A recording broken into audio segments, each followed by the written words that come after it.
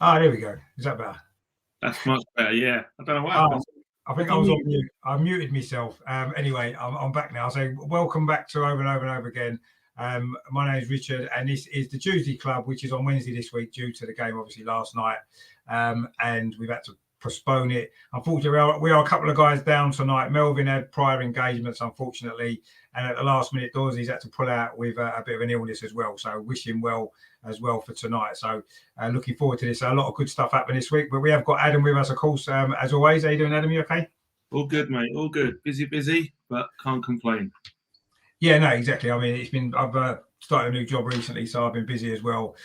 Takes up a lot of time, but we still like to get on and try and keep the channel going.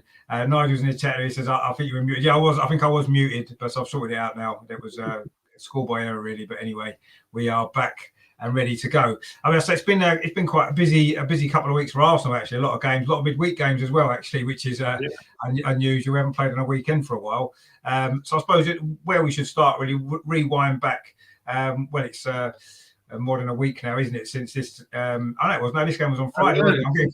I'm getting confused with the days. We'll start with Friday night. It's a good victory against Aston Villa.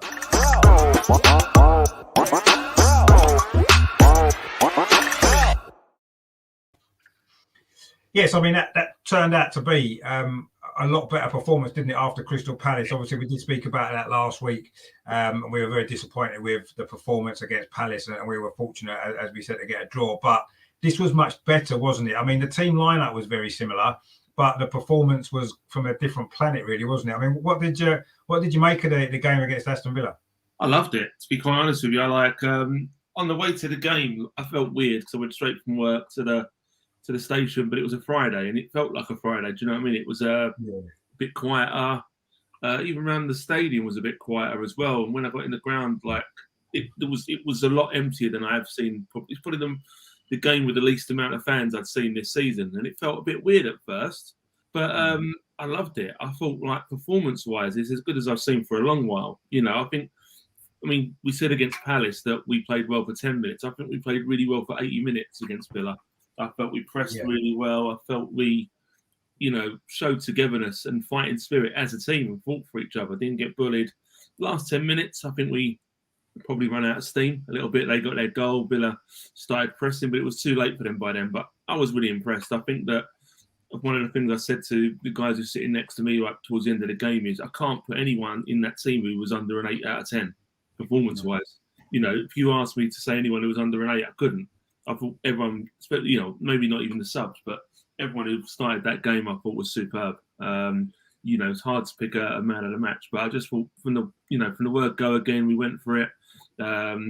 Some of the goals are maybe a little bit fortunate, let's just say, but you've got to take those chances. There's been plenty that we haven't got and plenty that we've conceded, and I think you make your own luck. But Villa for me were never in that game, and that speaks volumes about us. I was just really, really happy. And again, I thought the atmosphere might have been a little bit lower key because of, there was clearly probably 8,000 to 10,000 fans down, I thought. Sorry, my little one's just walked in. 8,000 to 10,000 fans down, and I thought that might make a difference. But it didn't. The atmosphere was amazing. I think, once they saw the team playing as they were, it just kicked on. But well happy with that, really, really, especially after Palace as well. Really, really happy. I mean, I think that was important, wasn't it? Because I think we're all disappointed with the performance against Crystal Palace, and we managed to keep the unbeaten run going very fortunately at the end. But it was a much better performance. Obviously, Nigel mentions there in the chat a player who came into the side, one of the few changes on that particular occasion, Lacazette, and he'd made an impact against Palace coming on and getting the equaliser, and then against Aston Villa, certainly until he got a bit of cramp towards the end. He made a difference, didn't he? How much more his work rate up front and just the energy that he showed made a big difference, didn't it? He did, and he played in that role just off of Aubameyang as well. Like he was maybe more like the shadow striker, number 10, whatever you want to call it. And when I first saw that, because when we first set up, it looked like more of a 4-4-2. But then as the game went on, it was more like a 4-2-3-1 at parts. But we kept moving, and he was quite key in that. And I don't necessarily think he could do that role, but for me, he was superb in that role. He was, the link-up play was really, really good. He can pick a pass when he wanted to. He was strong. He wasn't. I thought Tyrone Mings, to be fair, had a decent game. But he had to have a good game. You know what I mean? Otherwise, Aubameyang and Lacazette would have run riot. But well impressed with him, especially that he hasn't had much opportunity. So, when he has been given those opportunities, he's really grasped it. And it's one of these things now. Like coming to the end of his contract, is he playing for a new contract or is he playing for a new club? Who knows? It's one of those things. But on that kind of form, I wouldn't want to let him go. If you'd have asked me in the summer, I would have probably said, yeah, if a good bid comes in for him, I'll take it. But I know it's only probably 2 appearances, and to be fair, even last night when he got involved, he was pretty good as well. I thought, when he had his chance, but I thought he was really good. I thought Lokonga was really, really good as well. I thought he was so assured, and because Lokonga was a bit more on form, Partey was allowed to play a little bit more, and Partey got his goal, and typical it was going to be a header rather than a 30-yard screamer. But I thought he was good, and I thought Tavares, Nuno was exceptional. He was someone that I hadn't really seen much of other than like the brief appearance here and there. But he's lightning. He's so quick, and he ain't scared of getting forward at all. I mean, not worrying about Tierney having a backup anymore, but maybe Tierney getting back in that side if he carries on like that. But it's good to see. It's good having that competition. I mean, to be honest, I personally thought Tavares was my man of the match on Friday, mainly because I just really enjoyed watching him play. I mean, I've seen him play a couple of times. He gets the ball and he wants to burst forward down that left wing. So dynamic. He's got a lot of pace, as you said. And maybe defensively, he's going to be tested in other games a lot more than he was against Aston Villa. But having said that, you can only play against who you've got in front of you. And I thought he was exceptional. And he has given us another option, hasn't he? Because I think I agree, last season, when Tierney couldn't play, we struggled in that position, didn't we? Xhaka had to play there, didn't he, for quite a number of games at the end of last season. And it was a problem. But I think Tavares coming in, he's proved already. I was a little bit disappointed. We'll come on to Leeds in a minute. I was a little bit disappointed he maybe didn't start that game. But anyway, he was fantastic against Aston Villa. And I just love his energy and the fact that he's playing without fear, isn't he? He's getting the ball and he's just going. And whether Arteta might knock a little bit of that out of him if he keeps charging up the pitch. I hope because, that the first half particularly, he was having shots on goal rather than passing, and people weren't getting annoyed at that. Whereas, back in a couple of seasons ago, if someone had been having a bit of a shot, they would have been like, oh, but they weren't, because they could see the desire that he had. They could see that desire, and people can forgive that a lot. And that was it for me. His desire said it all. And when he did get forward, he was getting back straight away. There was none of this kind of jogging back that you've seen our fullbacks do in the past. It was getting straight back into position. And he just slotted in there, because when Tierney went out, I was a bit worried about the back four, because they'd obviously been playing really well as a unit for the past, half a dozen games or so. You're thinking, oh no, that continuity maybe is gone. But he just slotted straight in there. And obviously they do it in training and stuff, but in the match situation it can differ. And to see him sort of come in, a big game for us on a Friday night on the telly, his first start in the league, I thought he'd done really, really well. Like you said, I found it hard to pick a man of the match, but he would have definitely been top 3, definitely. If not, like you said, I think him and Lokonga for me were the ones who stood out 100%. But I mean, it's great to have strength in depth, and he's what, 22, 23 as well. He's only young. Right.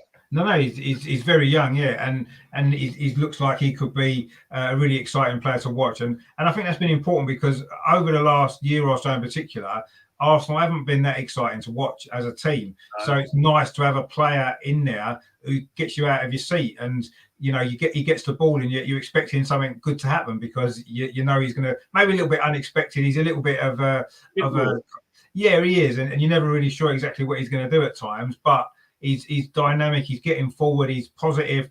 And it's great to see, and I enjoy watching him play. So I was a bit disappointed he didn't play a bit more last night. Nigel there says that I expected Villa to put up more of a fight. Yeah, I think we all did, but they were very disappointed. And he said, I thought Partey Lokonga controlled the midfield well. Yeah, they did. They've not really played that much together as a partnership for whatever reason. Obviously, Xhaka was in the team before, and then Partey was injured, and they've started to get obviously at that game together. And you can see that there's a potential there for them to be a good partnership. It's early days still yet, isn't it? Because they've only played one or two games together, but it will develop hopefully. I mean, I agree with you. I thought Lokonga was brilliant actually, but we've got to mention Partey, like you said, for his first goal as well. One of the things I noticed between the two is they're constantly talking. You can see it on the pitch. Like, and I think you can hopefully picks up on TV, but you can see it on the pitch. They're constantly communicating. Like, you can see Partey's the one kind of directing it, but Lokonga will tell it back as well, and they're constantly talking to each other, and you need that because one of them gets pulled out of position. You need someone to pull yourself back in, and I think Lokonga already for me, like, and am I right in saying he was captain at Anderlecht last year and being a 21-year-old? For me, he's potential leader there already. He's not afraid to get stuck in. He's not afraid to tell more senior players what to do to get in line. I know that Ramsdale's had a go at him a couple of times. Fair enough, that's always going to happen. But you can never have too many leaders on that field, and I think potentially that is a good partnership and a good strong partnership to have in that middle. Yeah, I'm hoping so. And I say the early signs are certainly good. Let's hope they can develop together. Nigel in the chat there says Villa and Spurs have been our best performances so far this season. ESR was electric on both occasions. He was. I mean, I thought Villa actually was a better performance for 90 minutes than Spurs. I thought Spurs was good in the first half, but the second half, I know we were 3-0 up, and it makes a difference. A bit like the Villa game. When we went 3-0 up, we did drop our intensity a little bit because you do. Naturally, when you're 3-0 up. Take that foot off. That seems to be the amount. The game's won, and it's like you have to manage it well. And I suppose that we didn't maybe do that perfectly in either of them two games because we did concede a goal towards the end, and a clean sheet would have been nice. But yeah, those two performances have stood out. And I actually thought Villa was better than Spurs overall. I mean, you mentioned at the beginning, out of 80 minutes we played against Aston Villa, we did. We had a good against Tottenham. I would say maybe 45, 50 minutes at most. So we did drop off a lot, didn't we? But as we didn't drop off a lot. Yeah, it was. The intensity wasn't there, but the intensity in the first half against Spurs was so high, it was never going to get there again. But I think the Villa game, we probably, like you just said, game management, we probably did manage that game better with Villa because, we didn't have to sit back too early because that's always a danger of us when you try and sit back. It allows teams to come onto you and they get a sniff. I mean, Villa's goal was pretty good, let's be honest. Nothing they could do about that. Maybe they could have got a foot in, when he come across. But the finish wise, it was great. But by then, it's a bit too late. Then, Villa hadn't really threatened all night. They were never going to go and push it on there as well. But what did you make of Martinez and his treatment he was doing? Yeah, I mean, I suppose he was expected in a way because of he's been obviously in the media quite a lot, hasn't he, over the last year or so since he left, and I think I was a little bit disappointed maybe because he didn't leave under bad circumstances. He wanted first team football and he couldn't be guaranteed that at Arsenal at the time, and he moved on. He's done well for Aston Villa, really well. So I was a little bit disappointed that he made. I think a lot of it was light-hearted, to be fair, I guess. I mean, he didn't have his best game either, did he? I suppose he did save the penalty well. But I thought he could have done better with the first goal, and he was a bit unlucky with the third, wasn't he? When it got a deflection, he was wrong-footed. I think he would have probably saved it without the deflection. But being in the stands, I thought the fans were actually pretty good to him for the first half. When when his name was read out, a couple of boos here and there, but it was very half-hearted boos. It wasn't like anything venomous or anything like that. Not like when Adebayor come back. It was no. Hearted. But I think what didn't do many favours was him mucking about once we got the penalty. Do you know what I mean? Trying to like Aubameyang, and that's what ruined it for him. I think up until then the fans were okay. Very respectful, clapped him, etc. But after we done that, no other football shithousery, I would call it. With Aubameyang and that penalty, and it kind of tried to psych him out. That was when the fans turned on him, like there and then. That was when the fans were like, actually, no. and the fact that he saved the penalty and we still conceded, I think he was gone then. If he wouldn't have done that, I think he would have got away with it a bit scot-free. But yeah, even the chants in the second half were a little bit, tongue-in-cheek. I quite enjoyed it, to be fair. And in the end, like, you could tell he just had enough. Like, I was sitting right behind his goal second half, and they were like singing, Ramsdale, he's better than you. You just tell that he just wanted to get out of there, just like. Yeah, I mean, it was, obviously they're losing 3-0 as well, weren't they? And I mean, I thought his reaction to the penalty when he saved it and then Aubameyang scored was a bit over the top as well, wasn't it? When he was lying on the floor, it's like, come on, mate, you've just saved the penalty and the rebound's gone in, which happened. Do you know what I mean? You can't have done any more. I thought it was a bit over the top reaction. It was, yeah. I think he was obviously trying to get noticed. That was all I'd say. I think. Yeah, I think so. But to be fair, he's doing well for Villa overall, and it wasn't his fault. He's a good keeper. I think he's a very good keeper. Yeah, I thought he could have maybe done better with the first goal, but he wasn't the reason why they lost. It was just a poor performance from Villa all round, and unfortunately for him, he's on the back of a big defeat, and maybe it wasn't what he was hoping for before the game. I suppose his return with fans. Obviously, last season when he played, there were no fans in the ground, so he maybe got away with it there. And obviously, they won that game 3-0 anyway, so he would have been on top of the world. Whereas, this time it was the other way around. Gary from DWT is in the chat. He says, "Good evening, Richard and Adam." Yeah, good evening, Gary. Hope you're doing well. Don't forget to check his channel out as well. Some great stuff on there. Nigel says there, "I'm unfamiliar with a green Arsenal strip. Is that a goalie top? It looks class." No, it was actually our away kit in 1982-83 season. So check out some pictures and stuff on you'll see them on Google and stuff like that. 1982-83 it was. This was actually our away kit, believe it or not. It was one of my favourite kits. I remember I was, I think, 15 at the time, and I got it bought for me that Christmas. I just loved it. And I've got it again now. I got it for my birthday this year, which is nice. So it's one of my favourite all-time kits of Arsenal. A lot of people at the time didn't like it. It only lasted one season. Fans were sort of complaining they didn't like the green. They wanted it to go back to yellow again. So the following season it changed. But for one season and one season only, we did wear this kit. We did actually reach 2 semi-finals that season as well. So it wasn't a complete disaster. Quite a cult shirt, that, isn't it? Very much cult following that shirt. I think it did, because it was only one season, and obviously we've never worn a green kit since. So yeah, it probably has got a bit of a cult following. The only thing is, it does remind me, unfortunately, of Lee Chapman's season at Arsenal, which isn't the best memories because he was a bit of a disaster with us. But also Tony Woodcock there as well, his first season, which was a lot better memory. So, but yeah, it was 1982-83, Nigel. So check it out, and so there's some videos on YouTube of us wearing it as well in some games that season. It was not a great season, but a great kit, I thought, and I'm glad you like it as well, because a lot of people didn't at the time. And Nigel also says Martinez and Lucas Fabianski are worlds apart in terms of behaviour. No, they are, actually. That's a good point, Nigel. They have been totally different, haven't they? I still I like Fabianski. I've got to be honest. He's doing well for West Ham. He's a good goalkeeper, and I've got no issues with him. I haven't really got too many issues with Martinez. I just feel as though he's made far too much of the Arsenal thing since he's left. And yes, he gets asked about it all the time. And what's he meant to do, I suppose. But yeah, unfortunately, and maybe it was payback time, wasn't it, on Friday for us, with the way that we beat them and stuff like that. So yeah, it's maybe swings and roundabouts a little bit, isn't it? And he got maybe what he's deserved for some of the comments that he's made maybe over last year. But hopefully that's in the past now, and he can put it behind him and get on with his career. He's now come back to the Emirates with fans in. He saw the reception that he overall got. Yeah, I thought a lot of it was fairly light-hearted, but yeah, maybe you're right, Adam. Maybe after that penalty stuff, maybe that turned people a little bit more against him. Maybe, but maybe it's a lesson that you learn as well from that, perhaps. And everybody can move on and forget, put the past behind us. Really, he's moved on now. He's not been an Arsenal player for a year, and he's doing well for himself. So he needs to focus on that, doesn't he? Focus on his career at Villa. And we'll forget about him. And we've got a new goalkeeper ourselves now who's doing really well. So that's everyone's come out of this smiling this week. Well, apart from Martinez, I suppose. But we don't. I'm sure he's all right. Yeah, no, I'm sure he is.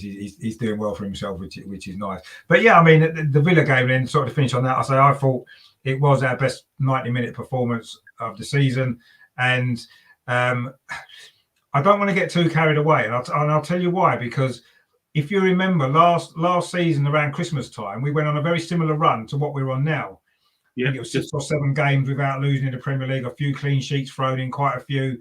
And you know, at the time I remember thinking that, oh, maybe we've turned a corner and maybe now we're going to start to push on, and we didn't. We were still very inconsistent after that, and we know where the season finished. And they were a run of games similar to what we've had now in terms of teams that we would have expected ordinarily to be able to pick up points against. You know, the teams that we played last year over Christmas time, similar to the, you know, type of teams that we just had this unbeaten run against. So people seem to be getting a little bit carried away, whereas I want to try and keep my feet on the ground. We've got some, as we'll come on to a bit later, we've got some tough games actually coming up over the next month or so, and this is going to be a real test. We are a young team, and young teams tend to be inconsistent, don't they? You know, young players will have good spells, and then they'll maybe drop form. We don't have the experienced heads to guide them through when they are off form, and I think that's going to be a problem when we get into a run of tougher games, which we have got coming up starting this weekend actually. So I don't want to be too negative, because it's great that we're unbeaten in 8 games now in all competitions. A lot of clean sheets in there. We've certainly playing better now than we were at the start of the season. We've got new players come in, but I just want at the moment, I just think we all need to maybe just calm down a little bit and think that a little bit, because, you know, we haven't beaten anybody yet that you wouldn't have expected us to have beaten. You know, Tottenham at home, we always beat them. Aston Villa was a good performance, but Aston Villa, you know, are a team that ordinarily we'd probably expect to get a result against, wouldn't we? Usually at home, particularly. They're not even the team they were last year, Villa. Let's be fair. They're not. They're not. No, obviously without Jack Grealish as well. So, but yeah, so I'm not getting carried away. And people have called me negative and this, that, and the other. I prefer to call myself more realistic in the situation. Right. You know, if we come out of the next maybe 7, 8, 9 games in the Premier League with good performances, good results, then I'll start to think, yeah, we're onto something here. And maybe we have turned a corner. Maybe Arteta is getting it right. But up until now, I think we just need to understand that we played some games that we would have expected to have picked up points in. I completely agree. I mean, like, I like the old football cliche, one game at a time. And it's so true. Let's not get ahead of ourselves. Like, yeah. As you remember, like when we were going through the bad pace at the end of at the beginning of the season, I was still all right because I didn't really expect us to get stuff out of those first 3 games. I was still like, fair enough, because of the players we didn't have, the new people coming in, the signings we hadn't made. And likewise now, like you look at those run of 6 games in the league, especially, I'm pretty much would expect to have that points tally. You know, the 4 wins, 2 draws. It's great that we haven't lost, don't get me wrong. And a couple of performances have been great, but we should be beating those teams. You know, we should be beating those teams. And like you just said, like the next 5 games, we've got probably 3 teams that are going to really test us, and even the other games are not going to be any walks in the park. So that's going to be the real acid test. And it is. I mean, like, no game's easy in the Premier League now, possibly apart from maybe Watford and Norwich. I don't know, but that's me being out of order, probably. You say that. I mean, obviously, we've got Watford in a couple of weeks. They've just got a new manager, Claudio Ranieri, and they've got a great result at Everton. So maybe even that's not an easy game now. Maybe it might have been a few weeks ago. I should never have said that right now. It's going to bite me in the arse later on, I can tell. But it's true, though, like, because no one, and the reason is as well, no one's afraid of us as well at the moment. No one is coming against us and being afraid like they used to be. Like 15, 20 years ago, you know, people would come to Arsenal when they'd be defeated already, and you'd hear that from the players in interviews now. You know, they see them in the tunnel and they could see they're going to walk all over them before the game. No one's like that anymore.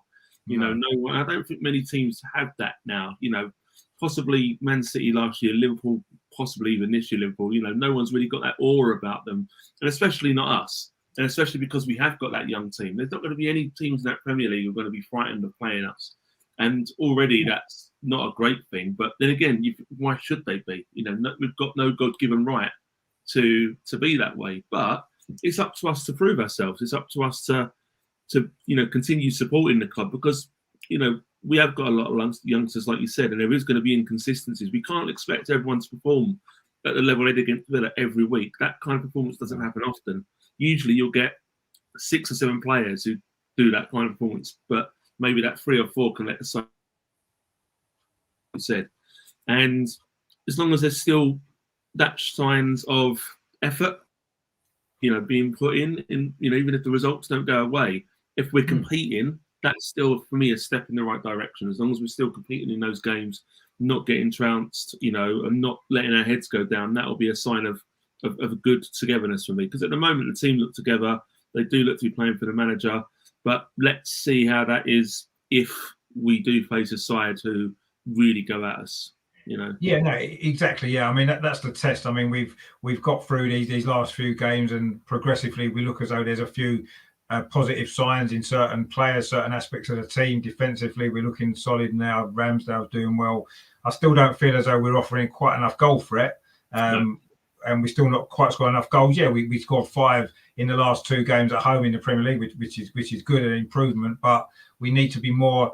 We need to offer more goal threat going forward. I think on a more consistent basis if we're gonna push on. I mean, we will come on actually. Of course, obviously last night we played, which is why the Tuesday club's on Wednesday this week, because obviously Tuesday we were involved in Carabao Cup tie, a competition that I'm actually quite excited about this season because of no Europe. We need to go for it. And in the end, we did come through.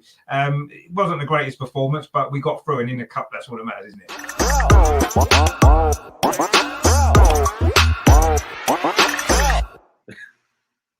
Not working. So in the end, then 9 changes to the side from Villa to Leeds, which was a lot, I thought, and I was a little bit worried when I saw the team. Not necessarily because of the players that were playing, just because when you've made 9 changes, it's asking for trouble, isn't it? And then I thought the first half maybe reflected that. We were very disjointed, wasn't we?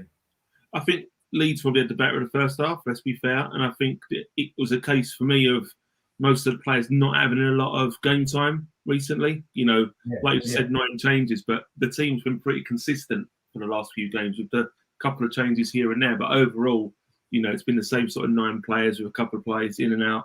But a lot of the players who come in have not had minutes on the pitch, and that does matter. You know, even if you're playing that under 23 level, it's still not the same intensity. It's still not the same. So, and you know, you can understand that. I mean, when I saw the team sheet, I weren't really surprised because I did think that he's thinking more towards the Leicester game on the weekend. I think he chose a team that he thought would win the game, and which proved out to be right. You know, I thought that the team was picked to get that result. I thought the performance was professional, let's just say, without being that exciting. But it got the job done. It's a cup competition. We had enough to get over the line. We done well, I think, to, you know, soak up Leeds' pressure, even though Leeds really only had probably one, I would say, proper decent chance and a couple of half chances. You know, they probably did have the better of the half. And I think that once we'd gone in at half time, I didn't think we were going to lose. I still thought we've got this in us to win. I still think we had enough about us. And I also thought that if need be, we had enough off the bench to help us out if we needed to, because I thought we had a strong bench, you know, considering. So I thought to myself, if things do go a bit, you know, haywire, we've got enough on that bench to come on and kind of get us out of trouble. Well, it worked. Callum Chambers, I guess you could call that super sub. You know, and I think once that goal went in, we were never in doubt really, and I thought we controlled that second half pretty well.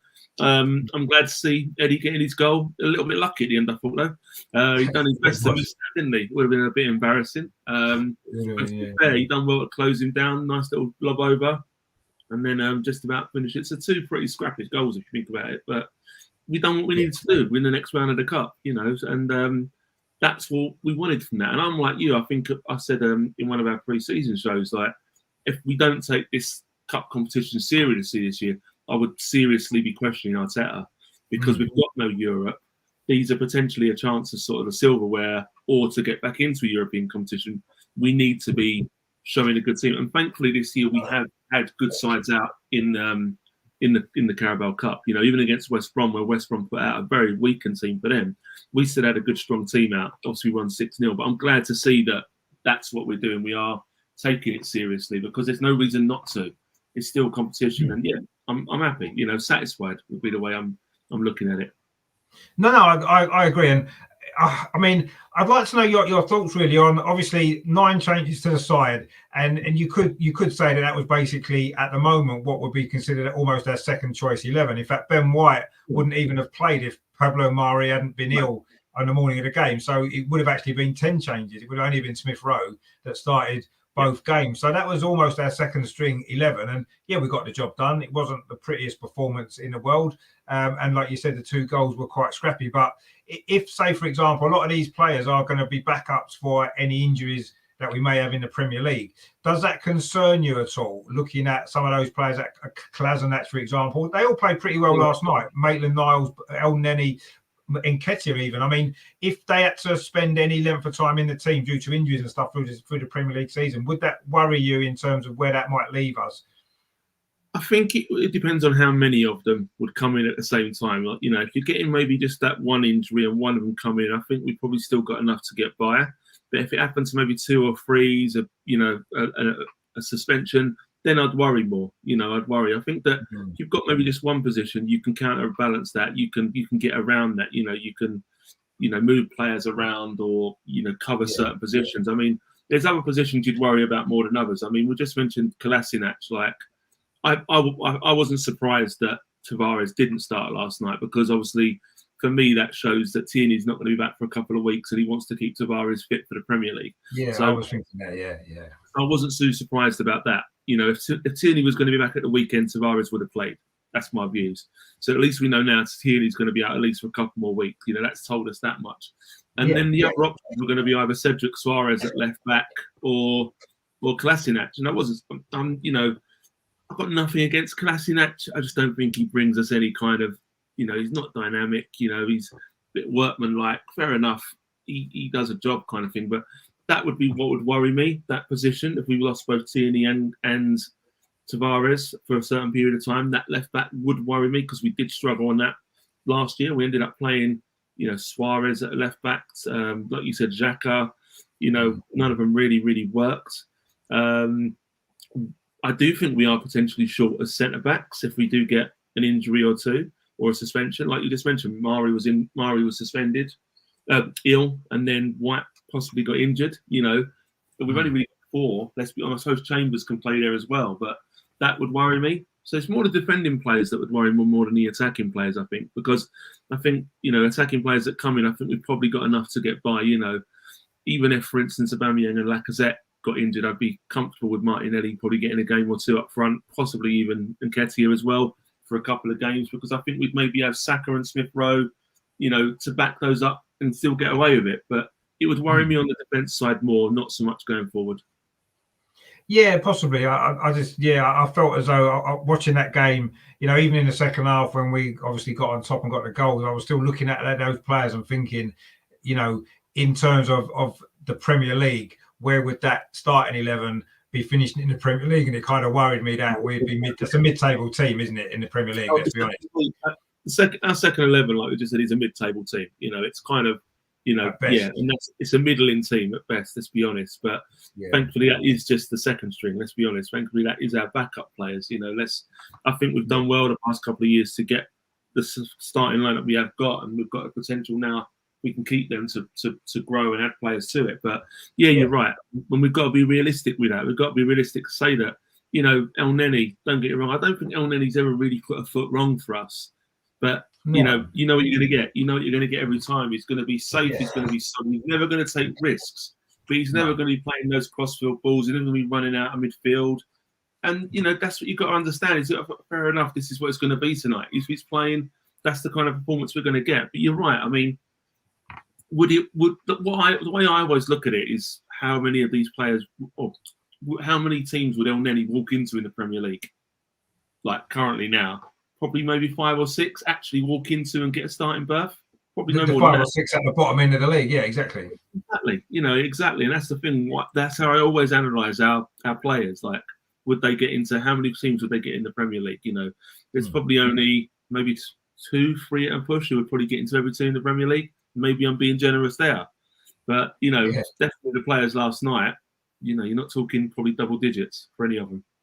No, and I suppose in a way we got the job done and we won the game, and I think that showed that maybe in one-off games here and there, some of these players can come in and do a job. I mean, James is in the chat actually there. He says, "Evening, Richard, Adam, and the cat." Yeah, the cat says behind you. I don't know if you can see the cat there. Yeah, the cat's there. So we've got an extra guest. Obviously, we're missing a couple tonight, but we've got the cat to make up for it, so that's good. Dog by my feet as well, if you want to. Oh, we got the dog. Oh, there you go. We've got a full house. We've got a full house with all the pets in the house, which is good. I mean, I did want to talk a little bit about Gabriel Martinelli as well, because obviously a big opportunity for him again last night. He played in the last round. He's not getting many minutes in the Premier League. Personally, I thought he was quite disappointing last night. He didn't step up to what we would have hoped he was going to do. I didn't think he had a particularly influential game at all, did he? he was pretty ineffective, which I was gutted to say. Everything I thought was this. It's his third season now, isn't it? Was it his third? Third, first season, I think he probably exceeded expectations. Let's be honest, because he just burst onto the scene, and he looked for me incredible. Like people was calling him generational, that kind of thing, and he looked it then. And I know he had that injury, but will he ever get that back? But he's not going to get that back unless he plays. And the odd game here and there is not going to benefit him at that age, at that level. So for me, it's a case of he either needs to be given games, or I hate to say it, maybe even alone to get in that run of games, because he needs he needs to get match sharp.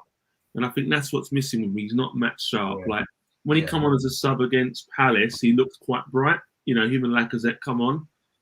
But that was, 10, 15 minutes. But I don't think he can do it for a whole game. And I hope he can, because I think, you don't lose that talent overnight.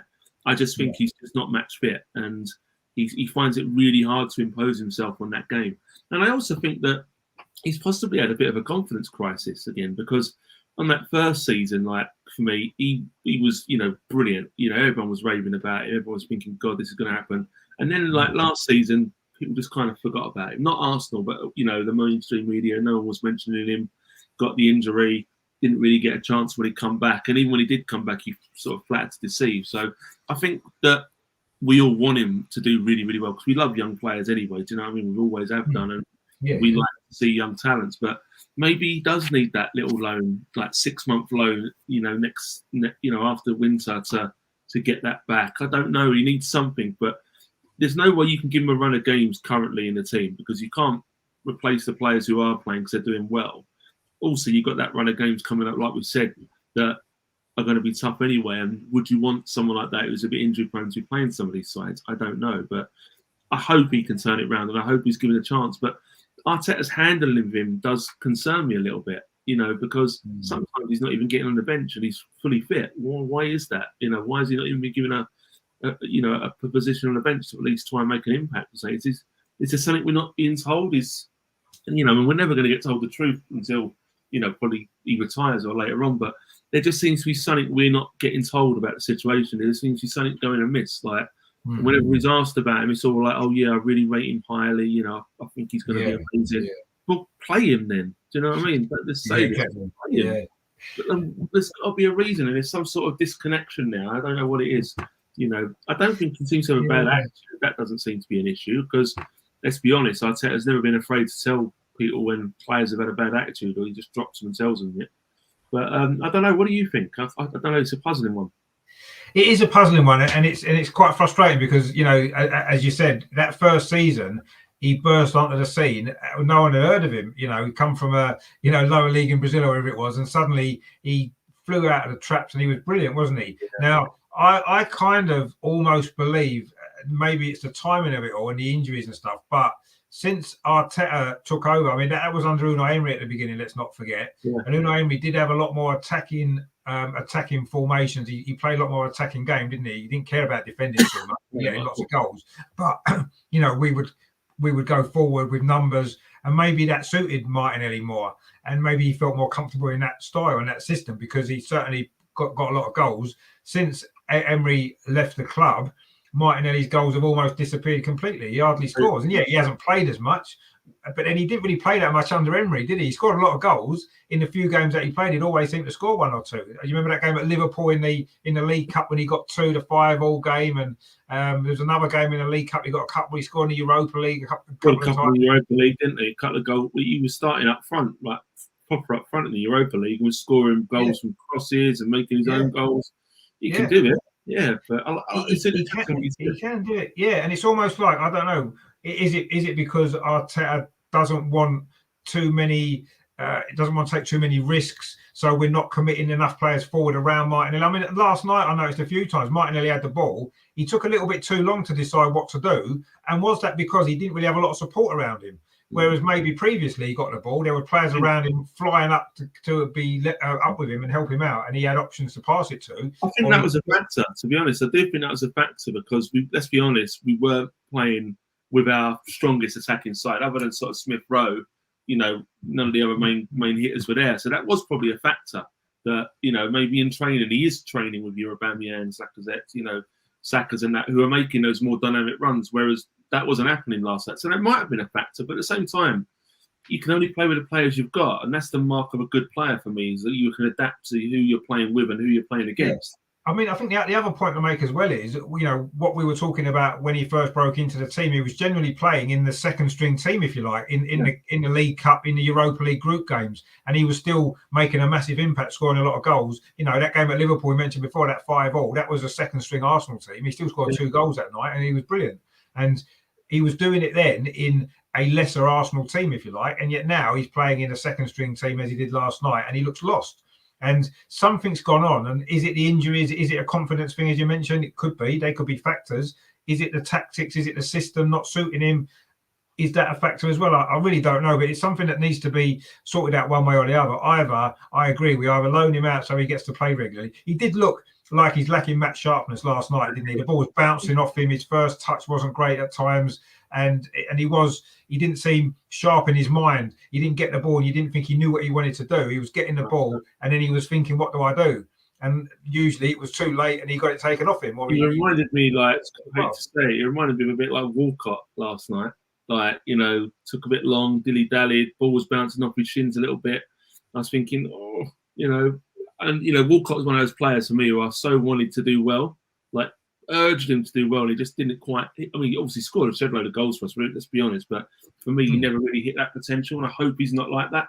I hope he's not another one of these players who's got all these bags of potential and just never really hits it. I hope I'm wrong. Yeah, let's hope. I mean, Nigel in the chat there says we should loan Martinelli to Marseille. He seems to be doing wonders for Saliba and Guendouzi. Yeah, that's a good point. Maybe that's a good place to send him because they seem to like our players and seem to be able to get more out of them. And Nigel says there, El Neni walks into Man United's midfield. Well, he might get a chance now because Pogba's suspended, isn't he? So he'd probably get. I think I'd still walk into their midfield. I think I'd be all right there. Yeah, I must admit there seems to be a few spaces in their midfield at the minute. There was nobody playing there on the weekend, was there, against Liverpool? Nigel says there, I recall Greenwood Martinelli comparisons a couple of seasons ago. Greenwood has kicked on to another level. Yeah, I mean Martinelli was above a lot of the teenagers a couple of years ago, wasn't he? I thought at that time, scoring all the goals he was. But yeah, it's not quite working for him at the minute. And is that him? Is it the system? Is it the manager? I'm not really sure what it is, but something. I think an interesting point, like you said, that I really didn't consider. Since Arteta's come in, he hasn't really been given many. I'd like to have a look actually how many starts he's been given throughout the time that he's actually been fit. I don't know if there's probably someone who could tell us that, but Emery was at least giving him that chance. Emery was at least getting him involved in games. That's the thing, and maybe that's the thing. Maybe you need to get. He's a player that needs, like I think Aubameyang's a player that certainly needs to play in front of fans. Martinelli just needs to be involved, whether it's 20-minute cameos, but regular 20-minute cameos. And then when he does get that start, he's not as rusty, let's be honest, because maybe that's the key. But something's you've got to find a way to make it work because I think he's too big a talent to not get involved, and not. I agree, and I'm hoping that one way or another he can get back to the sort of form he was showing. I say when he first broke into the team a couple of years ago, because a Martinelli playing like that is going to be a massive asset to the team because goal scoring, as we've said, is still an issue, and he has got goals in him. We know he can score goals because he's done it before, so we know he's capable of doing it. And if we can get that back again, then but then you've got to look at Aubameyang's another one who was scoring 30 goals a season under previous managers. And he struggled to get 15 last year. Yes, he's scoring a few more this season so far. And his goals per game ratio this season is very good. I think he's got 6 in 7 games or something he's played, hasn't he? So he's looking at a different player this year. That's the thing. Yeah, he's looking back. He's looking back towards his best. Yeah, he is. Yeah. So let's hope that is. But goal scoring is still an issue for us as a team. And I think that a fiery Martinelli is going to be a massive asset, isn't he? And if he can add 10, 15 goals a season, it's going to be fantastic because that's what we need. But at the moment, he doesn't look like he's going to score anything, does he? He didn't even that one effort. Was it early in the second half? Was it when he hit? The first half, the inside netting. It's the only chance he had. It was a tight angle. Yeah, and he didn't get an opportunity at all, did he? Which isn't helping him, I suppose. If he was getting chances and missing a couple, you'd think, well, at least he's getting in the positions, at least he's getting opportunities. At least he's getting the chances, yeah. But he's not even getting in the positions to score, is he? And whether that's him, whether that's the coaching or what, we're not sure. But anyway, we'll see. But let's hope he can turn it around, because we know what a talent he is, and let's just hope he can start showing it again, because I think he's going to be an important player. And on form, Martin is an important player. But I agree with you, he needs to play more. There's no point in coming on for 5 minutes here and there. Nowhere is that going to be good enough. He's never going to develop like that. He either needs a loan, or he needs to be getting a lot more minutes, half hours at a time in the Premier League, and building some confidence and momentum. But that doesn't seem to be happening for whatever reason. Let's hope that something can change. Gary says conspiracy theorists believe Arteta doesn't like the player bought under the rail rule. Well, yeah, that's certainly been mentioned, but I mean, we're not going to assume that at all. But no, I mean, he doesn't seem to have fitted in with Arteta, does he? Since Arteta's been in, his form's dropped off, and injuries as well. But is that a coincidence, or is there more to it? I don't know.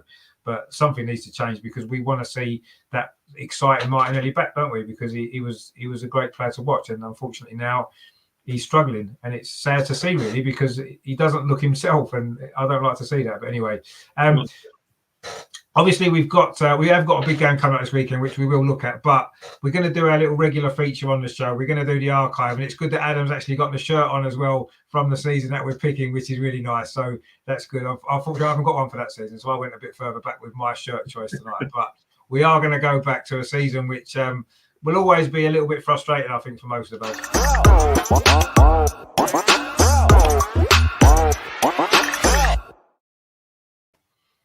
I mean, obviously, the graphic there was from that infamous game, shall we say, at Old Trafford, game 50 of the unbeaten run, where, I think obviously it was the anniversary of that this week, which is why I wanted to pick this season, really. That game was shown quite a lot, obviously, over the last few days of highlights and stuff like that. And for me, that was just the refereeing in that game was just a joke, quite frankly. And the more times you see it, the worse it gets, actually. And whether that's because we see what the referees are like now, we know that he's in charge of them, I don't know. But when you watch that game back, it just angers me more and more and more every time I see it. It's almost, and it's a shame, because obviously it was Antonio Reyes that got targeted. I mean, God rest his soul. And Man United knew they couldn't deal with him. The only way they could deal with him was to kick him every time he got the ball. It was dreadful, wasn't it? That, and the fact they got away with it was even worse. I think, and that's the game, unfortunately, that sticks out for that season. But I mean, we played some really good football that season. Let's be honest, we really did. I mean, we'd obviously had an amazing season the year before, and that game did knock the wind out of our sails. Because I think the first before that game, we'd won 8 and drew 1 or something. I think that we'd started off again like we were going to walk it again. But you're right. I mean, I think at that time United knew we were the superior team, whether they want to admit that or not, as their team. And I think Ferguson knew it as well. We were that superior team, and that was their tactics. They knew that they weren't going to beat us playing football at that time. Plenty of times that they were much better than us. Let's be honest. But at that time, they knew they were never going to outplay us. They knew they were never going to probably, outthink us or outdefend us. So they had to find a way to beat us, and that was to get in our faces. That was to, make these fouls. That was to wind us up, and it worked for them. Let's be honest. But the decisions were awful. I mean, the Rooney dive was. I don't know how. I mean, you can tell by Sol Campbell's reaction. Still lives with me that day, like how livid and unreal he was, and imagine if VAR was around now, Rooney would have just been off you go, see ya. You know what I mean? It's like. Oh, imagine there would have been a few red cards in that game. Let's be honest. I mean, Ferdinand, that foul on Lundberg in the first half when he was clean through on goal. That's a red card all day long. He didn't even give a free kick. Come on. For me, if you're looking at potentially fixed games, that would be up there for me. Of course it would. I remember it at the time. I wasn't at the game, and I was watching it in my local pub at the time with one of my mates who's still a good friend now, who's a big United fan, from a family of United fans. And even he was watching it with us, and I still remember today, he's like, this is ridiculous. He was embarrassed as a United fan. He enjoyed the win, obviously, but he was embarrassed about how they were going about it. He said, this is not what we want to do it. And even then they won and they took away the unbeaten record, he weren't happy. He was just no, it's not on, the way that we've gone about it. But yeah, that kind of did, I wouldn't say it kind of, buckled our season, but it had an effect on us, definitely, because they are, we lost 5 games for thinking right that season. I think we lost 5 in the end, so if you're going for the Premier League, 5's a lot to lose. Let's be honest. I think we still come second at Chelsea, didn't we? We still come second, but quite a long way off. 12 points, 13 points, something like that. But it was disappointing. I don't think we ever mentally recovered from that. But I did look at it when I knew we were going to be talking about this season. I was looking at it, and one of the things that didn't really hit me at the time, and it wouldn't, was considering we just won off the back of the title, the Invincibles, at a time when you want to be strengthening your side. What I always said, when you win a title, strengthening. We signed Almunia, Flamini, and Abue. Yeah. You know, don't get me wrong. I've always quite liked Flamini. Both times he come to Arsenal, but you know they're not the kind of players you want to get in when you're strengthening your side. But that just goes to show that the finances. Van Persie as well. Van Persie did as well. Came that season as well. Didn't he come in the January though? He was signed in. No. He was playing. He scored his first goal, didn't he? I think the week before that game at Old Trafford, he scored in the League Cup against Man City. So he started that season. Yeah, he was. I think where I'm getting wrong, because I've looked at it, he'd signed the January. It didn't come to us till the summer. I think that's what it was. The January before that. Yeah. Before, but then stayed. Yeah, that's where I'm getting confused. Yeah, you're right. But again, we hadn't signed any players where I was going to get at, who was going to be that first team player to kind of come in and compete. We'd signed at the time backup players or squad players. And I think that obviously that was a sign of things to come. Let's be honest, with the new stadium, and that was already a sign of things like, you know. But we had players, thankfully, like Fabregas, who were coming through, which kind of masks that. But I think, you know, we let people like Wiltord go that year, who was a solid kind of pro. I thought, he weren't going to get a game time, but I thought he was a really solid pro for us. I think he was very underrated. Who else did I write down? I think we let go. I mean, Carnu went, didn't he, as well? Didn't he? Went. Parler left as well. That was it, Parler. And then we had Keown, but he was towards the end of his career as well. And Jeffers left, but that don't matter. But no, the season I think overall was, you know, one of disappointment. I mean, nowadays we take second place at 83 points, we'd snap your hand off.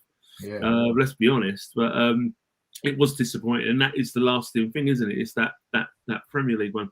But I think also the thing I remember was the Champions League thing in the group stage. We drew loads of games. I can't remember how many it was, but like we didn't win many in the group stage. We drew most of them. Was it? I think we drew 4. Yeah, I think we drew 4 out of the 6. Yeah.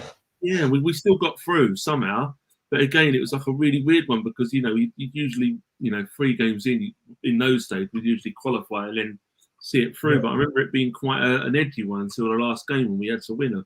But I do remember the season quite well. I remember obviously Highbury, miss Highbury a lot. I would say that it's still a fond memory because some of the football we did play and some of the players we had, but it does feel like we could have created that dynasty that season and pushed on even more. And it seems like a bit of an opportunity wasted and then, you know, missed. And again, we haven't won the league since then. Let's be, you know, so and possibly we've been gradually going down and down and down since then. That was maybe the start of that decline. But I mean, funny you mention that because that was kind of my kind of thoughts for that season. Really, I mean, that I agree with what you said earlier. We played some great football that season. Some of the goals that we scored, some of the games were just amazing, wasn't they? And there was a moment towards the end of the season where the league title had gone. Chelsea were, had pulled away, and we obviously were in the FA Cup final. We played Everton I think it was our second, maybe our last home game of the season. I think it was a night game. We played Everton. We beat them 7-0. And I think personally, for me, that was probably the best 90 minutes of football I think I've ever seen Arsenal play. It was unbelievable. We could have scored 15 goals that night and it wouldn't have flattered us. We were sensational. And Thierry Henry was only on the bench because he had been injured and he was coming back from injury. In fact, he missed the FA Cup final a week later. So, but because that was when Percy was really imposing himself as a starter as well. Like towards the end of that season, that was when Percy had really kind of come through, and you think, well, got a player here. You know? Yeah, I mean, and that performance against Everton, that was like, for me, that was, as it turned out, we didn't realise at the time, but that was the peak of that team. And it went downhill from that moment onwards. As you said, it's steadily gone downhill ever since. But that game for me was, as a single game, was probably the highlight of that whole maybe 5-6 year period with that team. And I think to point out there as well, Everton finished top 4 that season. So they weren't like a lower mid-table team like they had exactly. for that season. They did, exactly. So, and that was just that 90 minutes. I'll never forget that because of the football we played was on a different planet, literally. And I remember coming away from that game thinking, how has this team not won the league again? How have we not won the league with those players and that team playing that football? It didn't make sense. And Chelsea were, they won the league that year. They deserved it, 90 odd points, whatever it was, 95 points, whatever they got. And but they were quite dull to watch, wasn't they, under Mourinho? They were workmen, like it was a Mourinho team, weren't it? So they'd done the job. And we played. Nobody enjoyed watching Chelsea. No, and we played that fantastic, amazing football, which that game summed it up. But we'd done that sporadically throughout the season. There'd been a lot of games when we played like that and scored a lot of goals, and it was just I just remember thinking at the time, how has this team not won the league again? Because we are the best team in this league by a mile. And then literally, 10 days later, we played the FA Cup final at the Millennium Stadium against Manchester United and got absolutely hammered. I mean, how we survived those 120 minutes without conceding about 5 goals, I still don't know. I mean, I was at that game and it was horrible performance from Arsenal. Literally, it was. I know Thierry Henry was injured. We absolutely robbed them. Let's be honest. I mean, we absolutely robbed them. We did. We robbed them on the penalties, and it was great, of course. But that was just to go from the Everton performance 10 days before to that performance in the FA Cup final and against Man United as well. And of course, Well, I always think that was a bit of karma for the United when they beat us. Yeah, it probably was. It probably was. A bit of football karma, that.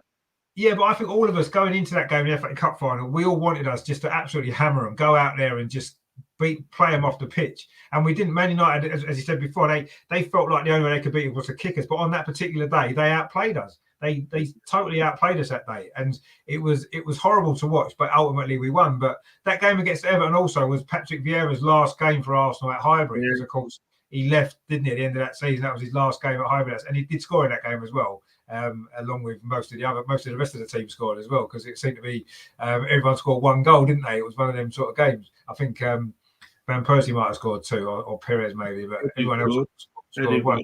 Just looking at Edu got a penalty by the look of it. Yeah, Edu got a penalty as well. Yeah, he did. Yeah, that was. I remember that season. I think I mentioned it to you when we done our FA Cup show a while ago. I was on my honeymoon on the FA Cup final. That was the first morning of my honeymoon when we were in the Caribbean. My wife was around the pool. It was about 7 o'clock in the morning local time, and I'm watching Arsenal Man U. I always remember it because I've been to the Everton game, 7-0 game.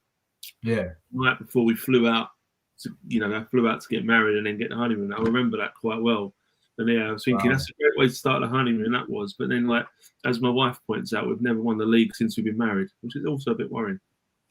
Oh well, you know the answer there then, so it's your fault. We have to blame you guys for that, but no, I mean obviously great memories for you as well then, personally as well, which is great. Season. I still like to see the positive in that season. The football was, again, I would kill for football like that now. Probably not kill, but I'd love to see football like that again. Of course, yeah, it was a great season to watch Arsenal. It's just a shame it didn't quite. I mean, we won a trophy at the end of the day. Let's be honest. We won a trophy and we were disappointed. Yeah, and I mean, I love the FA Cup, and it was great to win it against Man United as well, again as we did in 1979. So yeah, I mean, it had its good moments as well, but yeah, a little bit frustrating. Nigel says there, Chelsea are on the rise. Yeah, they were that season. Man United acquired 2 of the best young talents of that era in Rooney and Ronaldo. It was a bittersweet campaign. The sweet part being the smash and grab FA Cup final. Yeah, it was definitely a smash and grab.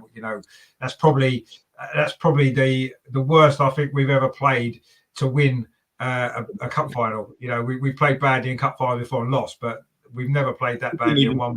We just didn't even start. No, I think we only had one shot at goal all game that I seem to remember, and that was it. And that didn't help, but still, I mean, it was crazy. I mean, yeah, that's our irony, isn't it? Reyes gets sent off in the FA Cup final against Man United after getting kicked off the park, about 50 assaults on him at Old Trafford earlier in the season, and no one got a red card, and he gets a red card for 2 little fouls at the end of that game. But anyway, I suppose it's just that's football. It is football, yeah. Nigel says Milan were probably the only other side kicking themselves at the end of that campaign after the Champions League final collapse. Yeah, that was true, yeah.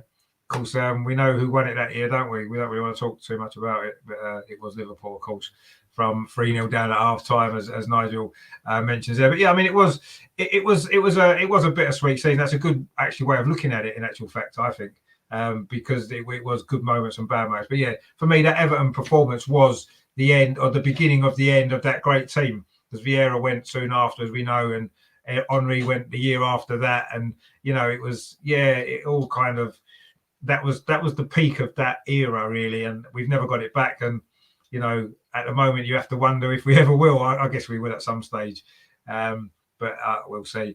And Nigel says the 2005 Cup final was the antithesis of the 2000. Yeah, it was. They kind of maybe bookended that era, didn't they? I suppose that great era of couple between those as well. We had a decent couple of times between that. So yeah, and that was probably, I say that the 2001 final was the start of that period of success, wasn't it, with a double the year after and the invincible season and all that, and then that 2005 Cup final was the end of it, wasn't it? Because we didn't win anything after that for a long time, as we know. So, but yeah, it was a good season to watch Arsenal, and I totally agree with you. What we wouldn't give to be watching football like that week in, week out, win or lose, it wouldn't be so important, Obviously, you want to win games. It's frustrating to lose. But when you can see great football like that now, we're just crying out for it, aren't we? Because literally the last year has been, not many games have been that memorable to stick in your mind, have they, really, in terms of excitement. So, yeah, that was we would like to see some football like that. So I'll tell you, if you're watching, watch that season, 2004, 2005. Watch the football that we play. Try it. Yeah. And try if you can to let's play like that. Just maybe 2 or 3 games a season will do for now. It's risky. We might concede a few goals, but winning a couple of games 5-4 might not be too bad overall. We can win the rest 1-0 later on, but have a couple of good games that we can enjoy at least. That'd be nice. Not too much to ask.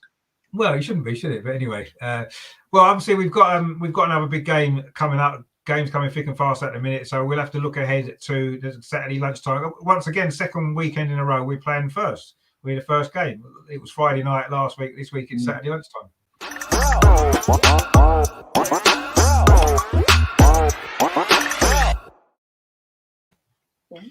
Now, we did kind of touch on it a little bit before, didn't we, about the fact that this is the first, for me, the first real big test that we've had with this new look team, if you like, with the new signings, the new defence that we've got and all this kind of stuff. So I'm quite looking forward to this game, actually, to see how we play and what we do in this game, because at the moment, I really haven't got a clue, because I don't think the last 6 or 7 games have really given us any idea as to where we are in terms of, we're only, 2 points off the top 4 at the moment as things stand.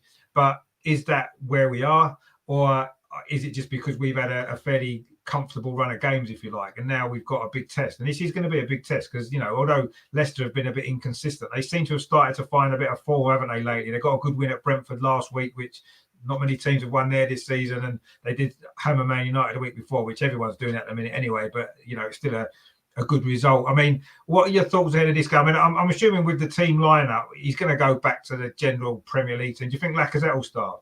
I do. I think we'll probably see a similar starting, if not the same team who started against Villa. And I wouldn't see any reason to change it. I know Ben White is potentially doubtful from what I've read today, but again, everything's pointing that he should be back. That could be the only maybe change potentially, which would worry me. Bringing Holden in instead of Ben White. But other than that, if Ben White is fit, which I hope he is, I think we'll see the same team against Villa, and I hope we do, because there's no reason to change it. Everyone played so well, so there's no reason to, and I hope we go into it the same way. I mean, I've always quite admired Leicester as a club. I would say not always, especially since they've been back in the Premier League.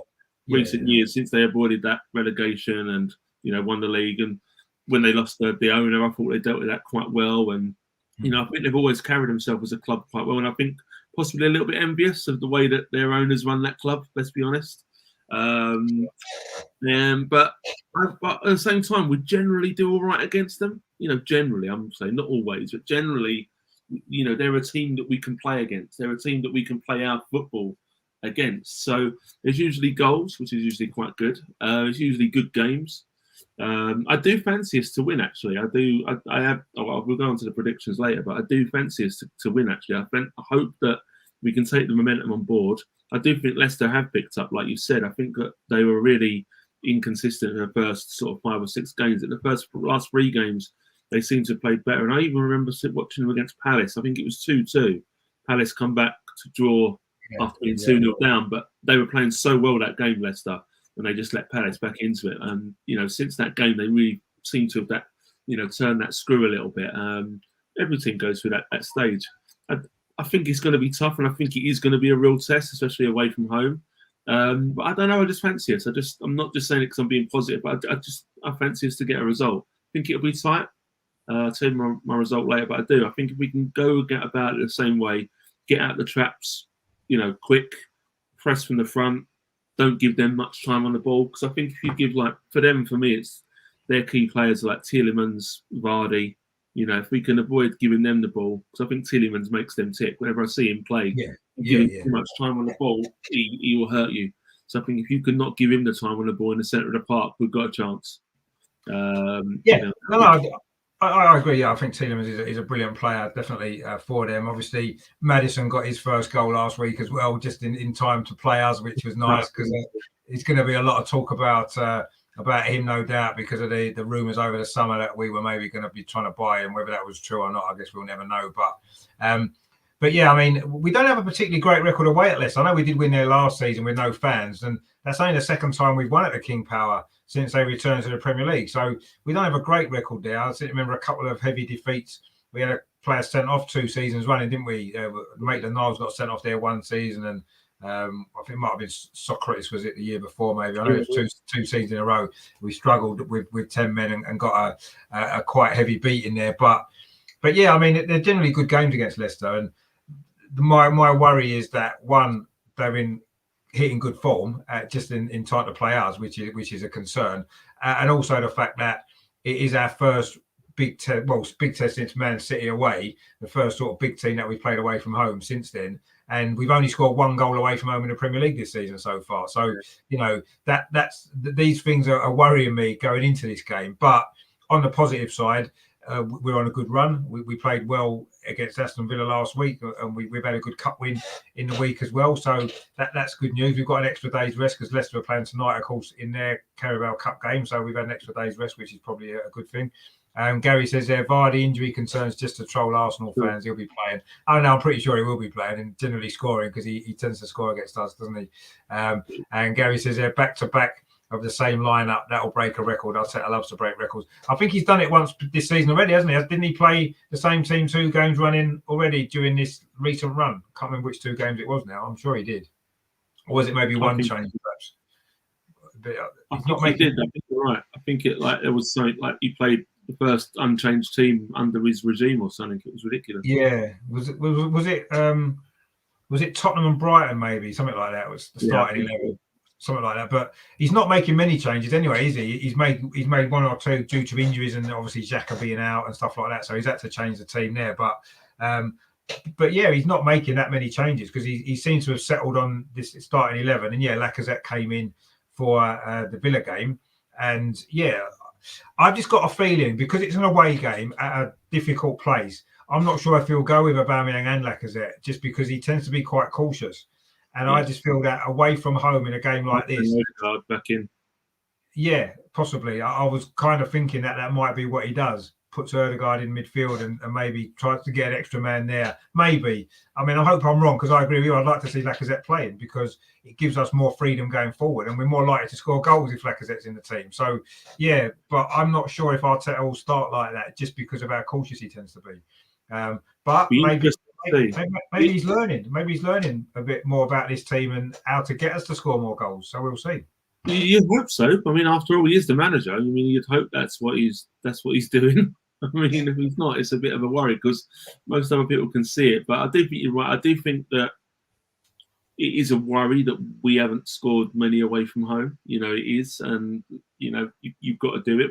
It's good that we are scoring more goals recently because beginning of the season that was a real issue. Let's be honest. We are converting. I think chance to score ratio has gone up, which is great. But like you said, I still don't think we're creating nowhere near enough that we need to be a top class team. And away from home especially. I mean, you look against Brighton, for instance, that was awful. There was not much going on there at all. And I think Leicester, for instance, I don't think Leicester will defend like Brighton, because I don't think that's naturally Brendan Rodgers' teams do that. No. I think they'll press from the front and they'll go for it. And I always think Leicester are a team that they could concede 2, but they're more than capable of scoring 3. Like we just said about Arteta, that'd be all right. That's the worry with Leicester. You probably will always score against them, but they've always got goals in them because they're good going forward. So, yeah, it's going to be, I think, a good game, and it's going to be an interesting game. I just hope that we go about it the right way. I really hope Ben White's fit, because the thought of Rob Holding and Vardy does frighten me a little bit, and I quite like Rob Holding as well. That's saying something, but the point of him rather than when Ben White worries me. But we'll see. I am still confident. We might get a result. I hope so anyway. And if we do, I think it could be a real marker for us. I think it could, I think Leicester are a team we're competing against to get in that top 7 and 6. I don't think Leicester are going to get. Leicester have missed top 4 the past 2 years through their own failures. Let's be honest, they've threw it themselves away. So I don't think they're going to get in there this year either. But I do think they're going to be in that top 6. And let's be honest, that's where we're competing for. So I do think they are going to be one of our main competitors this year. So in theory, this is going to be one of our biggest games this year, if you put it like that. Yeah, no, it is definitely, and it is. I say it's our first real big test away from home for quite a while now. So it is important that we got an opportunity to put a mark on that, haven't we? And say, this team is not necessarily the real deal yet, but on the right track.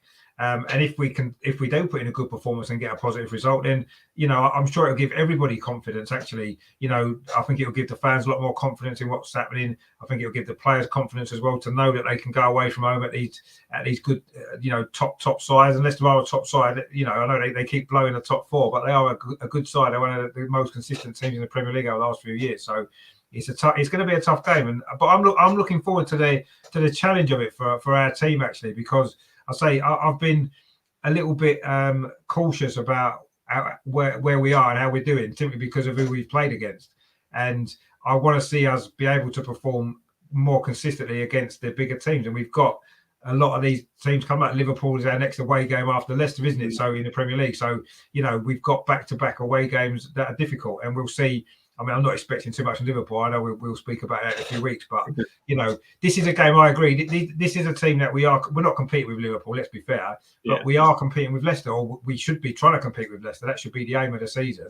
And Saturday, we've got the opportunity to compete with them for 90 minutes and show exactly where we stand with them. And I agree. I'm not saying I don't think we can't get a result there. I think we can. I think it's going to be very difficult, and we're going to have to play as well as we can, and we're going to have to put in an Aston Villa type performance. I think we'll play differently to Aston Villa because we're away, and I think we'll look more to play on a counter attack, which may benefit us a little bit, because we have got the potential to cause teams problems on the counter attack. But we'll see. Leicester are strong going forward. That's their strength. Our strength. So you said a statement just then that we would have said 5-6 years ago would have been like unheard of. You said we want to be competing with Leicester. You wouldn't say that 10 years ago. It does seem mad. That's where we are now, I suppose. But I don't mean any disrespect to Leicester there at all. But imagine saying that during like the Invincible seasons or something like that. We want to be competing with Leicester. I mean, Leicester got relegated that year. We won the league without losing the game, but there you go. That was a long time ago. But no, you're right. I mean, it is where we are, and I suppose where the two clubs have gone over the last 10 years.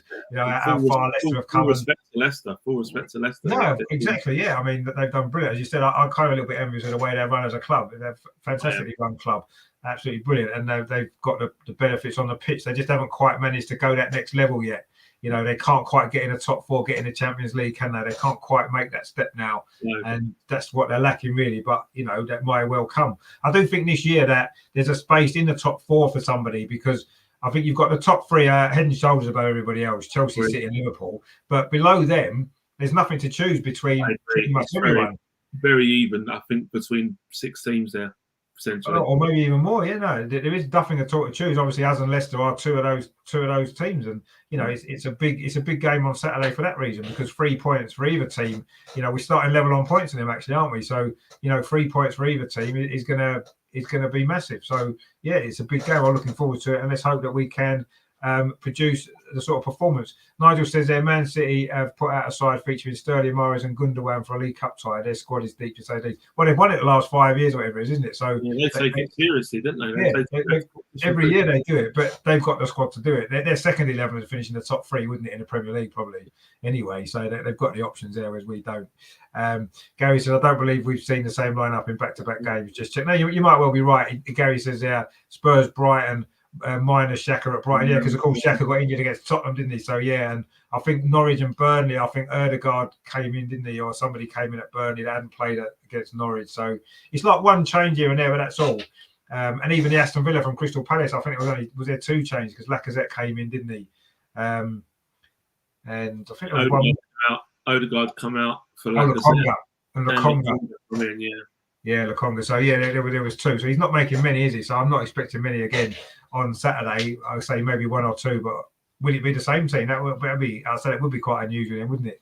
But we'll have to see. But yeah, it's going to be. It's a big game actually, and I know it's the first game, which I don't really like playing first, but.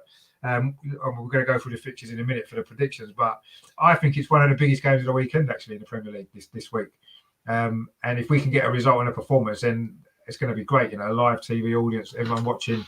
We put in a performance, and maybe, and I know I've been a big critic of Arteta, but if he can, to be honest, it would be a good start. First 10 games, that would be a good start. Well, it would. I mean, after 10 games, if we are.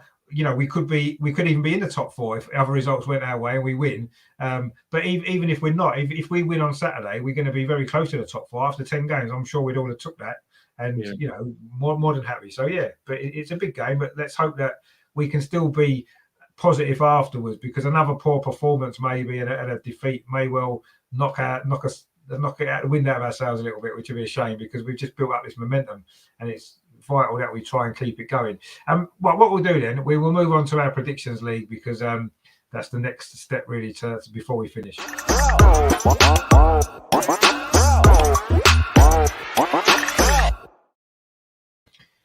So we'll just catch up on last week. I think I've got the right results this week, Adam. I don't think I'm going to diddle you out of any points this week. I don't know what went wrong last week. So I've got it like this. I've got myself with 5 points last week, which was not very good. Melvin also got 5 points, which again wasn't that great. And Adam, I believe, got 7. Is that right? Am I right this week? You got that one, yeah. I've got exactly it right.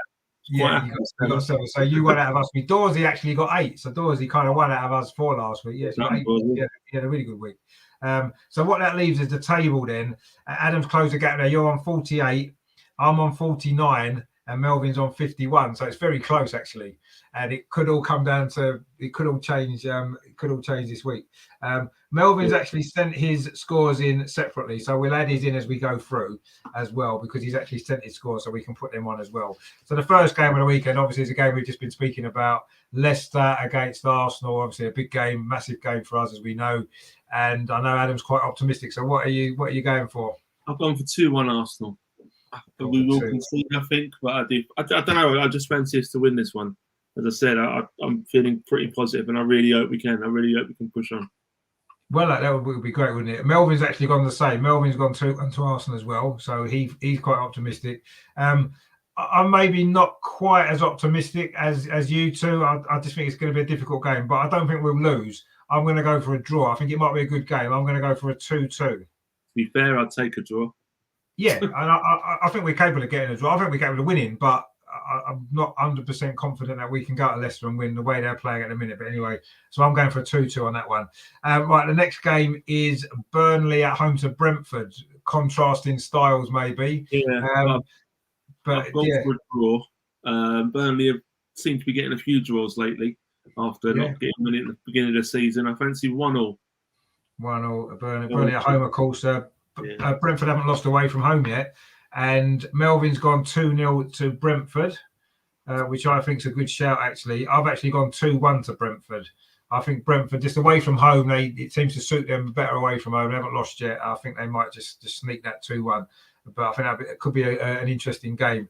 Another game which I think could be interesting, maybe some people might disagree, Liverpool at home to Brighton. Obviously, Brighton are playing well this season. They're in the top 4 or 5, aren't they, playing well? But Liverpool are, they've won what's it, 10-0 their last 2 games. So they're absolutely flying, and at home as well. I mean, what are you thinking for this, Adam? Well, I thought Brighton would be better against City, but City were a bit too strong for them at the weekend. And I think purely based on what I saw, Brighton, when a team really went at them like City did, I think that they didn't just have enough to sort of fend them off. So I think they'll lose, and I think it'll be 3-1. I still think they might get a sneaky goal, but I think Liverpool will just be too strong for them, especially at Anfield.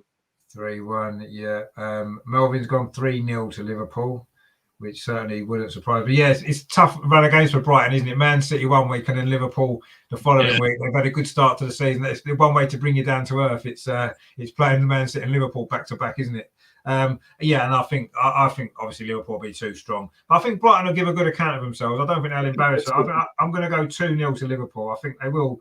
Brighton are pretty strong defensively. They've got big lads there. I think they can maybe keep Mo Salah down to just 2 goals this week. And it'll be 2-0 to Liverpool. A game which looks like it could be a home banker, but you never know. Man City against Crystal Palace should be a home banker maybe, but we'll see. What do you think? I think City will win, but at home they've not been that as rampant as they could be. And I do think Palace are a decent side, as we've talked about, especially last week. I think City 2-0, but Palace again will acquit himself quite well, I think, but City will have too much for him. Yeah, you would imagine. So in fact, Melvin's gone 2-0 to City as well.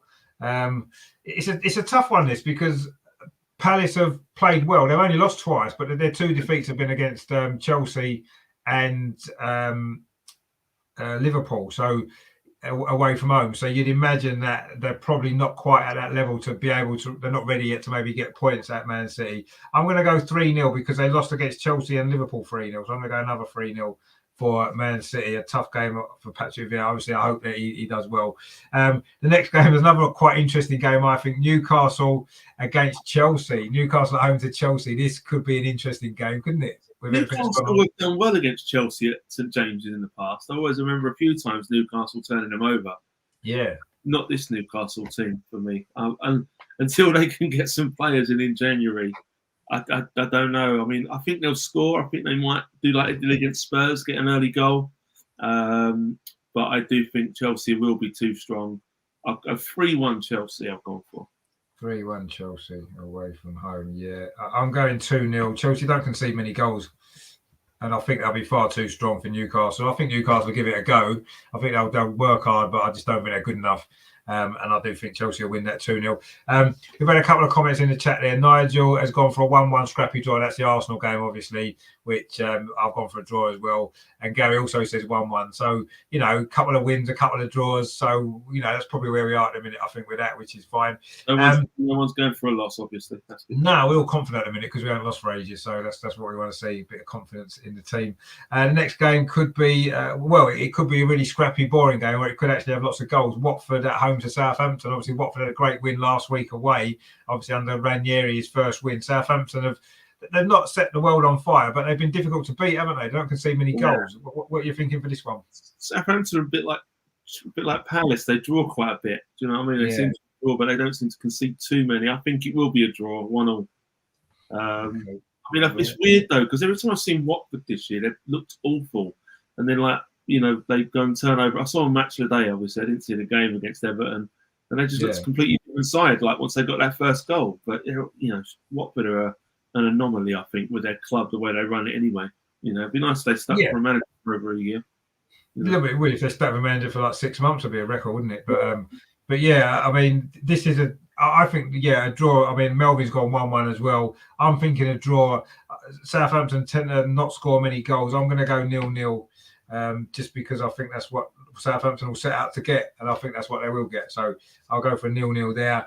The next game is obviously a big game for us. 2 teams that we both want to lose every week. Tottenham at home to Man United. It should be what's going on at Man United at the minute. Nigel in the chat there says United are thrashing Spurs 3-0. Ollie lives to fight another day. Well, you may well be right, and I'm sure no one will be too disappointed if that does happen. But we'll see. What are you thinking, Adam? Tottenham, Man U? I don't think Spurs will win. Possibly see a draw, but I want to go and predict United win. I'm going to completely go all the way around. I think United are due a decent performance now. I think they've had a few, and I think Ollie's got to pull out a performance. Otherwise, there's nowhere else for him to go. So 2-1 United, but not being a great performance. I reckon they might scrape it 2-1. 2-1 United. Of course, this fixture's produced some exciting games over the years, hasn't it? That 5-3 that year, and there's been a few other like big scoring games. But two teams that aren't playing very well. I agree. I think Man United are going to have to bounce back soon, aren't they, from the results they've had, or it won't last much longer. Melbourne's actually gone for another 1-1 draw. That's 3 in a row Melbourne's gone 1-1 with. So, and again, that wouldn't surprise me. I'm gonna go with Man United as well, just because one, it's Tottenham, and two, we want Ollie to stay a bit longer, don't we? Because if he gets sacked before we play, I know they're bound to beat us, aren't they? So we want to keep Ollie in his job. So I'm going to go 2-0 to Man United because Tottenham aren't scoring that many goals. And I think away from home, Man U are generally, fairly solid, aren't they? They don't lose many away. So I'm going to go 2-0 to United.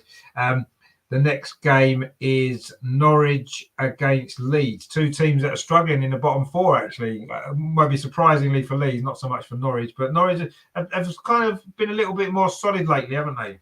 Apart from that 7-0 loss on Saturday. Yeah, but that was Chelsea with 10 men. We can forgive them for that. But, I mean, they drew 0-0 the two previous games, didn't they? So before they had 2-0 nils. Yeah, you're right. I mean, I didn't expect them to lose 7-0 on Saturday either. But no, none of us did. I don't know. I think it'd be really tight. I think Leeds are going to snatch it 1-0. Oh, Leeds are going to snatch it 1-0. Leeds need to get a win, don't they? They need to pull away. No, they do. They need a win because they've been struggling. And they showed glimpses last night that they're probably a little bit better than their league position suggests. That they run out of steam a bit in the second half.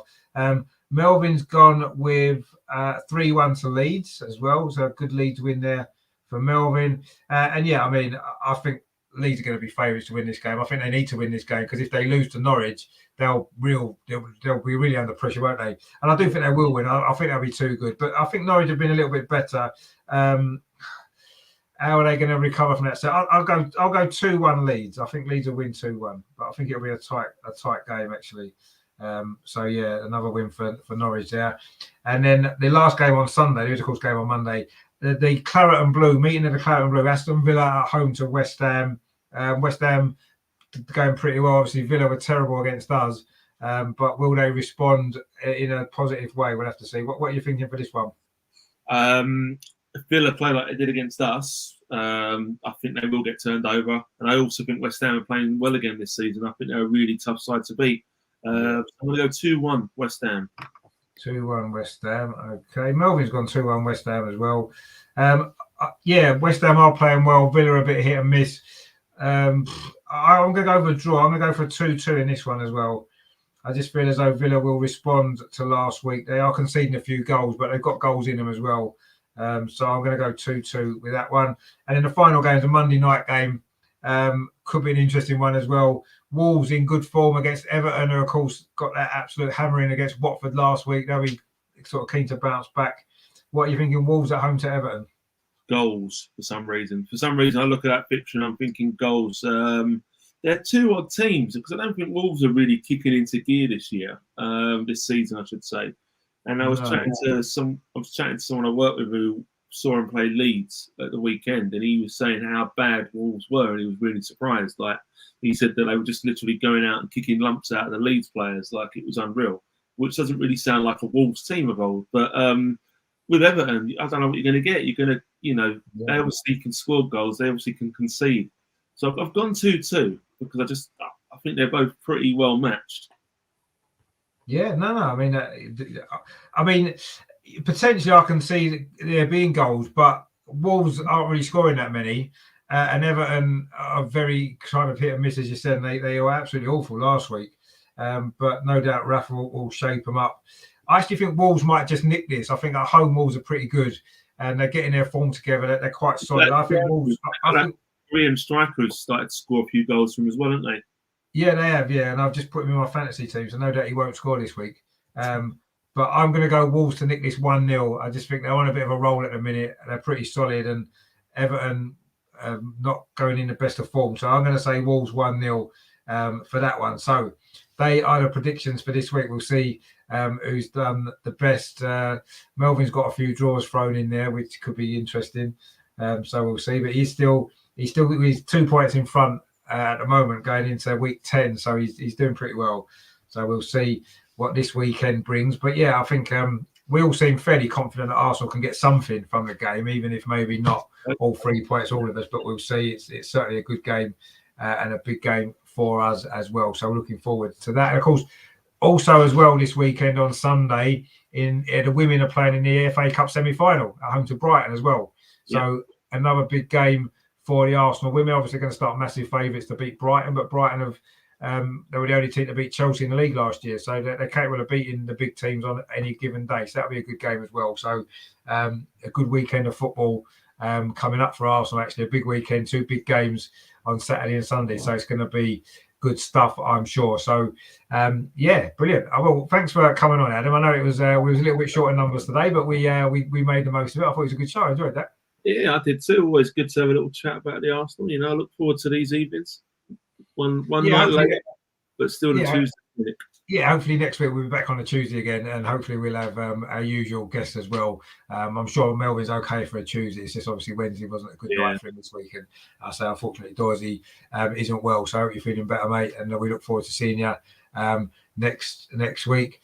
Nigel in the chat just said Barcelona have just lost to Real Vallecano. Wow, we need to get back into Europe so we can extract some revenge on them. Well, yeah, I mean, we've got a long way to go before I think we can dream about playing Barcelona again. But yeah, they're certainly having a few problems at the minute, which is a shame, isn't it? We're all very disappointed about that, aren't we? That they're struggling after all them years that they inflicted pain on us in the Champions League for a few seasons in a row, didn't they? Back in the day when we used to regularly be in it. But I'm sure we'll be back there one day. And who knows? I say there is a place in the top 4, I think, this year for somebody.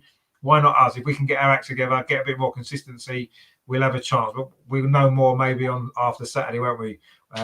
When we get on against Leicester. So what we'll see. So yeah, brilliant. Well, thanks for coming on, Adam. Just where can people find you on social media and stuff? Yeah, mainly on Twitter, Adam792001, Adam Always Arsenal, and my pleasure as always. Yeah, brilliant. I say it's great to have you on, great to chat. And I say it was quite an upbeat edition this week because obviously two good wins and some good performances and a lot to enjoy about Arsenal at the moment and a big game at the weekend as well. And don't forget about the women on Sunday. That's going to be really good as well. So looking forward to that. Yeah, I am as well. Yeah. Well, say thanks to all you guys for watching. Thanks to you guys in the chat. Obviously, Nigel's always in the chats every show. It's always a pleasure, Nigel. Glad you enjoyed it. He says, "Good show again, chaps." No, thank you for watching and your comments. Gary as well was in a comments earlier. DWTT's his channel. Please tune into them. The Arsenal fan circle as well. He's on. They do some great shows as well. So please check them out as well. I say thanks to all you guys for watching. Coming up on the channel, I'm still trying to see if I can get a Leicester fan to come on possibly tomorrow. But I'll see. If not, I'll be back on Friday with the Arsenal women's show with the usual panel. We've got a lot to discuss there. Obviously, the Brighton game, as we've said, and also a Champions League game next midweek as well against the Danish team Koga, the weakest team in the group, but they still need to go and beat them. So 2 big games coming up. So that's on Friday at 7:30. So please tune in for that. And then 2 big watch-alongs at the weekend. Obviously, Saturday lunchtime, Leicester, 12:30 kickoff. So I'll probably be live about 12:15, all the build-up, team news and stuff. And then, of course, Sunday, the women in the FA Cup against Brighton. That kicks off at 4:45.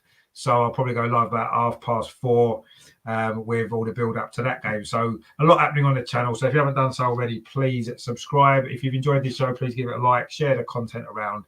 And I will see you, if not tomorrow, if I get a Leicester show, I'll obviously put it out on social media. But if not, I'll definitely see you on Friday for the women's show at 7:30. And then I say the 2 big watch-alongs. So I'll say loads to look forward to. Please like, share, and subscribe. And let's hope it's another good weekend for Arsenal following what's been a few good weeks now. We're getting almost taking it for granted that we're going to do quite well and get a result, which is nice. But let's hope that continues this weekend and we can come back next Tuesday. And the next week's Tuesday, it's going to be another upbeat edition, hopefully, another good performance. And, hopefully Adam and Melvin have got the right score. 2-1 win will be nice, won't it? But we shall see. Let's hope so. Let's hope so. Yeah. Brilliant. Thanks a lot, Adam, for coming on. Thanks for you guys for watching. I say stay tuned for all the stuff coming up over the weekend, Women's Show Friday.